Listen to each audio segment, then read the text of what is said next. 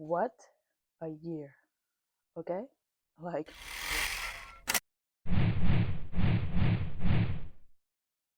the new year symbolizes a new beginning. A lot of time, people take this time as a time to change old habits and acquire new ones, in theory, at least. A new habit takes on average 66 days to come into formation, and the key factors that influence this is habit formations, complexity, consistency, content, and here are seven to make sure it's seven. Seven. Here are seven things I learned in 2005 that I will be bringing with me in 2026. Okay. Number one, setting a clear plan and making a vision board. I've always been pretty organized, like rarely miss deadlines, but that's just on like the sheer whim of my personality. I decided to add a vision board with my clear desires and necessities for my life.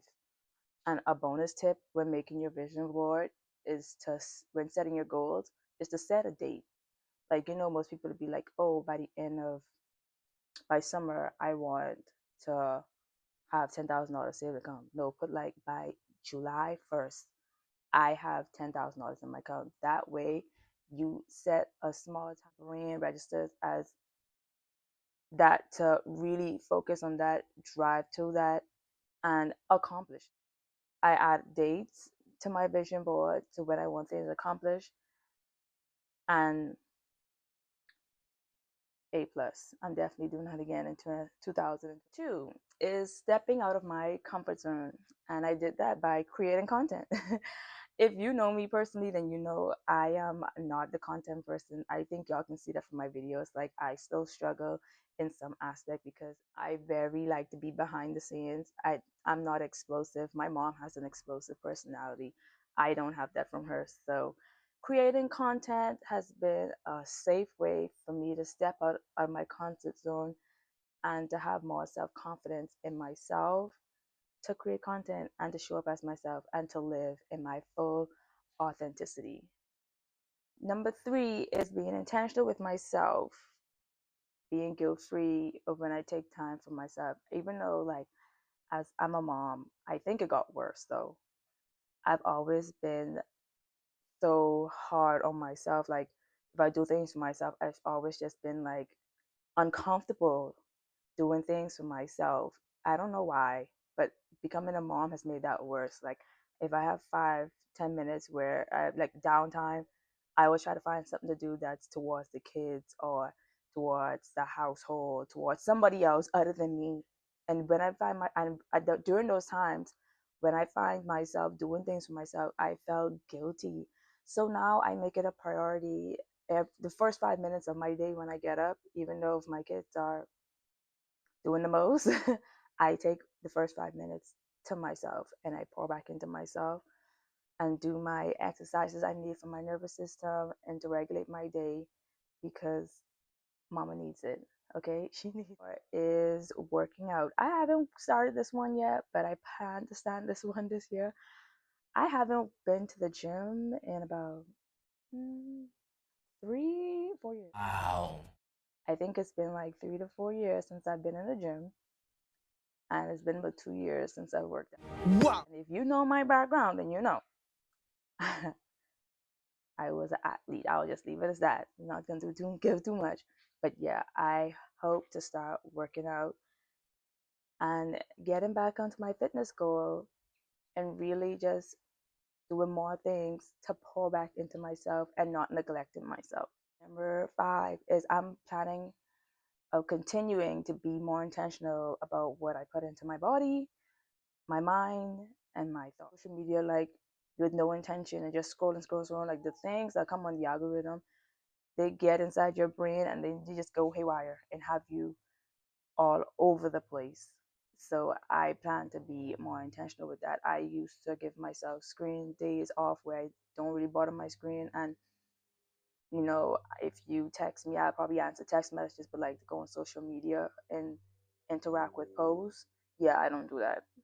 And so I plan to carry that on into 2026. Is hold up, there we go. Number six is being more reserved with my energy and not being super hard on myself. I'm such a giving person, and I give and give and give, and I rarely get back in return.